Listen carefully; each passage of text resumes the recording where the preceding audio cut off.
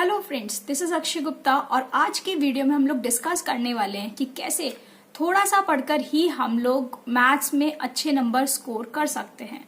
यदि अभी आप एक एवरेज स्टूडेंट हो या एवरेज से थोड़े से लो स्टूडेंट भी हो तो कैसे कुछ टिप्स को सीख कर ही हम लोग मैथ्स में अच्छा स्कोर कर सकते हैं। जो मैं आज टिप्स बताने वाली हूँ आपको, ये ऐसे कोई टिप्स नहीं है कि बहुत दूर से आई है या मैंने खुद बनाई है, ऐसा नहीं है। लेकिन ये कुछ ऐसे टिप्स हैं जो मैंने अपने एग्जाम्स के टाइम पर या अपने टाइम पर आजमाई थी।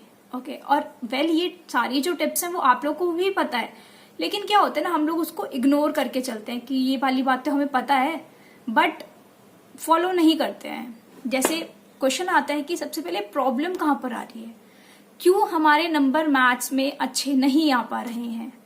फिर ये चाहे आप 10th में हो, 12th में हो, आप किसी एग्जाम की प्रिपरेशन कर रहे हो, कि ऐसा क्या होता है कि हम लोग घर में बैठे होते हैं तो आराम से क्वेश्चन सॉल्व हो जाता है, लेकिन फिर वही क्वेश्चन अगर हमारा एग्जाम में आता है तो हम लोग सॉल्व नहीं कर पाते। तो ऐसी क्या प्रॉब्लम्स हैं, ऐसे क्या रीजंस हैं जिस वजह से ऐसा हो रहा है। तो देखो, सबसे पहले हम लोग की गलती क्या होती है, जो टिप फर्स्ट है वो ये है कि हमें ओरली नहीं करनी होती मैथ्स को।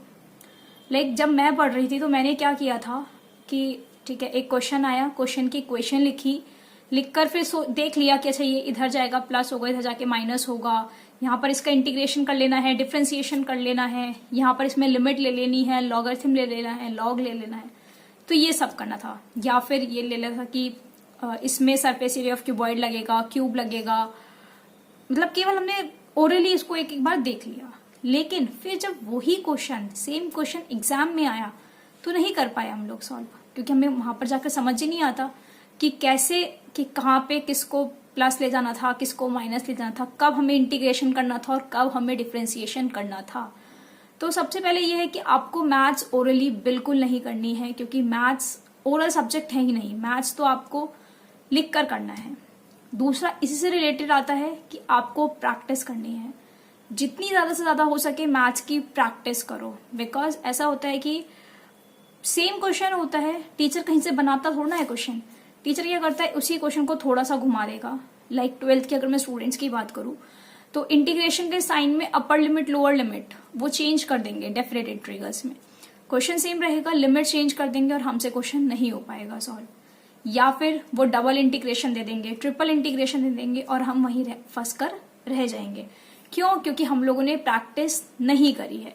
तो हम लोगों को ज्यादा से ज्यादा प्रैक्टिस करनी है मैथ्स की। मतलब ऐसा करो कि एक्सरसाइज पे एक्सरसाइज लगाओ, फर्स्ट एक्सरसाइज कर ली एक दिन, फिर सेकेंड हम लोग को दूसरे दिन करो, और फिर थर्ड डे हम लोग को फर्स्ट और सेकेंड दोनों करनी है एक बार। थर्ड डे ऐसा रखो कि फर्स्ट भी करनी है और सेकेंड भी करनी है, उसमें फिर जो भी डाउट्स हैं उनको फिर सॉल्व करो। थर्ड जो मेन इंपॉर्टेंट पॉइंट है कि हम लोग ना टेस्ट देने से बचते हैं कि यार टेस्ट होगा, पता नहीं क्या नंबर आएंगे, कैसे नंबर आएंगे, पता नहीं हमसे सॉल्व हो पाएगा नहीं हो पाएगा। क्या करते हैं हम लोग, एक एक्सरसाइज लेकर बैठे, हमें पता है कि भाई इस एक्सरसाइज में ये वाला फॉर्मूला लगना है, हमने सारे क्वेश्चंस कर लिए। सेकेंड एक्सरसाइज पता है फॉर्मूला कौन सा है, पूरे क्वेश्चंस कर लिए। लेकिन जब एग्जाम हुआ तो मिक्स होकर आए क्वेश्चंस और वो हम सॉल्व नहीं कर पाए, क्योंकि हमारे दिमाग में वो चीज क्लिक ही नहीं करी कि भाई इस क्वेश्चन को कैसे सॉल्व करना था। तो अगर ये प्रॉब्लम आ रही है आप लोग के साथ तो घर में किसी से भी बोलो, या खुद भी सपोज को मैं खुद नहीं कर पाती थी कि अपने आप मैं टेस्ट नहीं ले पाती थी, तो मैं अपने पेरेंट्स को बोलती थी कि आप ऐसा करो, हर एक्सरसाइज में से 2-2 3-3 क्वेश्चन मुझे टिक करके दे दो, आपको बस लिखने का भी टाइम नहीं है, आप मुझे टिक करके दे दो कि तुम्हें ये क्वेश्चन ट्राई करने हैं।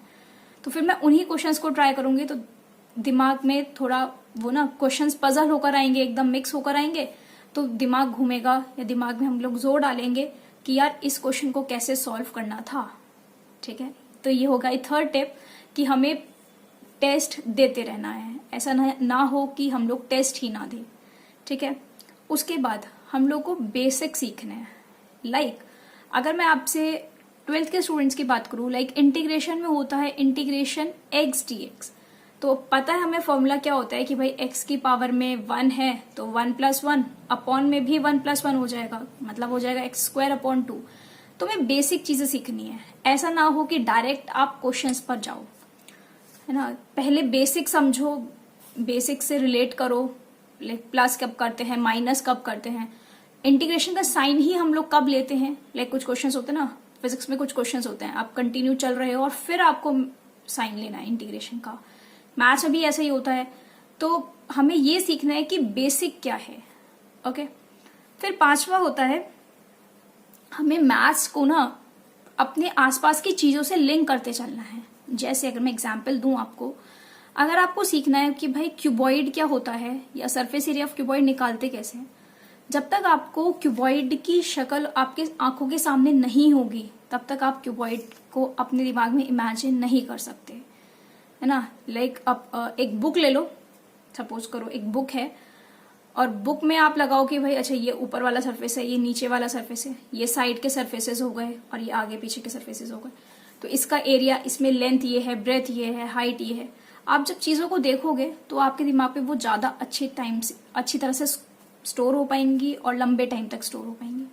तो ट्राई करो कि मैथ्स को आप रियल लाइफ ऑब्जेक्ट के साथ लिंक कर सको, है ना। क्योंकि वही ना, रियल लाइफ चीजें हमारे दिमाग में ज्यादा देर तक रहती हैं। जैसे आप देखते भी होंगे मूवीज हमें सामने देखनी है तो मूवीज की स्टोरी बहुत जल्दी और बहुत लंबे टाइम तक याद रहती है। कोई सी भी मूवी की स्टोरी पूछ लो कि क्या था, तो हम एकदम बता देते हैं। लेकिन मैथ्स में अगर हमसे कोई पूछ ले, पता ही नहीं है, ध्यान ही नहीं है कि क्या चीज है। तो इसलिए मैथ्स में ट्राई करो कि हम मैथ्स की चीजों को हम अपनी रियल लाइफ ऑब्जेक्ट के साथ लिंक कर सके। नेक्स्ट आता है, हाँ, सबसे इंपॉर्टेंट चीज कि हमें डिस्ट्रैक्शन फ्री इन्वायरमेंट में पढ़ना है। मतलब ऐसा ना हो, लाइक कुछ स्टूडेंट्स होते हैं जो गाने सुनकर मैथ्स करते हैं, बोलते हैं कि हमें तो उसी में आता है समझ में, लेकिन वो सबसे ज्यादा गलत होता है। बिकॉज देखो, अगर कोई गाना ऐसा आ गया कि जो आपको पसंद है, ठीक है, या जो आपको पूरा याद है, तो आप क्या करते हो, बुक्स तो छोड़ देते हो, बुक्स कर देते हो बिल्कुल साइड और अपने गाने की तरफ कॉन्सेंट्रेट करने लगते हो, गाना गाने लगते हो, डांस करने लगते हो उस पर। तो पढ़ाई तो गई ना, साइड हो गई पढ़ाई। तो अब क्या फोकस में आ गया, गाना और उस पर डांस या गाना खुद गा रहे हो। तो बिल्कुल शांत में पढ़ो। ऐसा ना हो कि भाई अब गाने चलाकर पढ़ रहे हो या गाने चलाकर मैथ्स कर रहे हो। तो मुझे कॉन्सेप्ट ही समझ नहीं आता कि ऐसा कौन करता है कि भाई गाने एक तरफ चल रहे होते हैं और फिर उधर मैथ्स हो रही होती है। तो ऐसा बिल्कुल मत करो। गाने सुनने हैं, एक प्रॉपर टाइम बनाओ कि भाई ठीक है, इस टाइम से इस टाइम तक मुझे गाने सुनने हैं, मुझे एंटरटेनमेंट करना है, तो आप उस टाइम पर एंटरटेनमेंट करो। लेकिन जिस टाइम पर आप लोग पढ़ाई कर रहे हो, जिस टाइम पर आप लोग मैथ्स कर रहे हो, तो वो एक प्रॉपर सीरियस वे में उसको करो। नेक्स्ट जो लास्ट पॉइंट आता है वो ये है कि आप अपने पास एक फॉर्मूला बुक रखो। फॉर्मूला बुक बोल लो यहाँ पर, या फिर एक होता है ना सॉल्व्ड बुक, ठीक है। कहने का मतलब क्या हुआ, लाइक इस लॉकडाउन के टाइम पर आप लोग कोई एक्सरसाइज लेकर बैठे हो मैथ्स की, ठीक है, आपने उसमें 4 से 5 क्वेश्चंस करे और उसके बाद आपका एक क्वेश्चन बीच में अटक जाता है, अटक गया, नेक्स्ट क्वेश्चन करा वो भी अटक गया, तो वहां पर ही आपका मूड खराब हो जाएगा कि यार ये तो क्वेश्चन हो ही नहीं रहा है, बुक बंद करो और दूसरे काम में लग जाओ। लेकिन ऐसा नहीं करना है, बिकॉज वो फिर क्वेश्चन सॉल्व ही नहीं हो पाएंगे। या फिर जब आप लोग स्कूल में भी होते हो तो क्या करते हैं कि घर में बैठ के क्वेश्चंस कर रहे हैं, 4-5 क्वेश्चन कर लिए, छठे क्वेश्चन पर अटक गए या दूसरे तीसरे क्वेश्चन पर ही अटक गए, तो बोलते ना कल पूछ लेंगे, और वो कल कभी आती ही नहीं है ना। तो आप अपने पास एक फॉर्मूला बुक रखो या एक सोल्यूशन बुक रखो जिसमें ऐसा हो कि सबके सोल्यूशंस हो। तो जिस क्वेश्चन में भी आप लोग अटक रहे हो, आप केवल उस क्वेश्चन को देखा, सॉल्व करा, समझा कि अच्छा यहाँ पर ऐसे से करना था, सॉल्व करके वापस उसको बंद कर दो और अपनी प्रैक्टिस पर वापस आ जाओ। तो ये कुछ पॉइंट्स थे, क्या क्या थे। पहला, हमें बेसिक सीख कर चलना है। ऐसा ना हो कि हमें बेसिक्स तो पता नहीं है और करने चले हम बहुत कुछ लंबी लड़ाई, है ना। जैसे किसी भी गेम में देख लो आप, क्रिकेट में देख लेते हैं, पहले छोटे बच्चे जो होते हैं वो घरों में खेलते हैं, अपने गलियों में खेलते हैं, फिर धीरे धीरे वो ग्राउंड में जाने लगते हैं, फिर धीरे धीरे अंडर 17, अंडर 18, अंडर 12 ही ऐसे खेलने लगते हैं, रणजी खेलते हैं, धीरे करके वो लोग इंडिया की टीम में जाते हैं। तो वो छोटे छोटे स्टेप्स होते हैं ना, इसी तरह से हमें बेसिक सीखते चलना है। बिल्कुल ऐसा ना हो कि डायरेक्ट 12th में पहुंच जाओ या डायरेक्ट हम लोग एक भारी चीज ले लें। पहले हल्की चीज सीखो फिर भारी की तरफ जाओ, ठीक है। सबसे पहले अंडरस्टैंड बेसिक्स, दूसरा पॉइंट आता है कि हम लोगों को ओरली नहीं करनी है मैथ्स हम लोगों को प्रॉपर कॉपी पेन पर करनी है। कॉपी लो, पेन लो और बुक लो, प्रॉपर बैठकर करनी है हमें मैथ्स।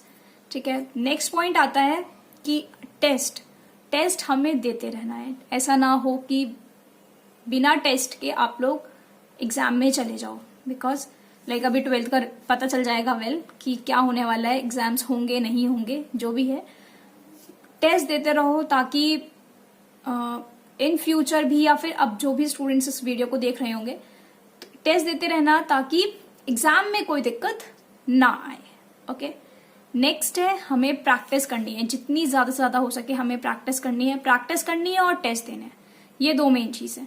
जितनी ज्यादा प्रैक्टिस करोगे क्वेश्चंस की, दिमाग में स्टोर होते चले जाएंगे, एंड टेस्ट दोगे, बोलते ना हाथों के नीचे से, जब तक आप लिखोगे नहीं ना चीजें, तब तक आपको दिमाग में स्टोर नहीं होंगी।